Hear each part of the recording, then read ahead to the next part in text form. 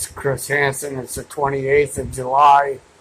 My whole side of my head, it's just, I can't even think.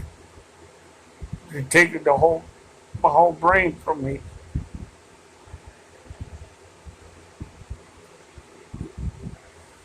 They took my video last night of the baptism down by Church Beyond Four Walls. They took the video, the upload from YouTube, and they're starting to push all these thoughts through my head that are not my thoughts. They're all programmed like a radio tape.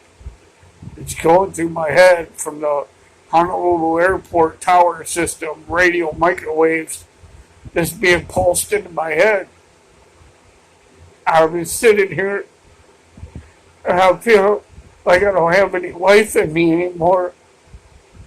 They're just torturing me with these Army helicopters been going over. I feel like they're taking my whole life here.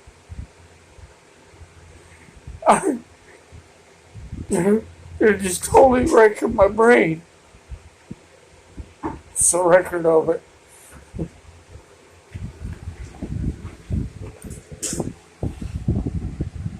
It's about 4:28 p.m.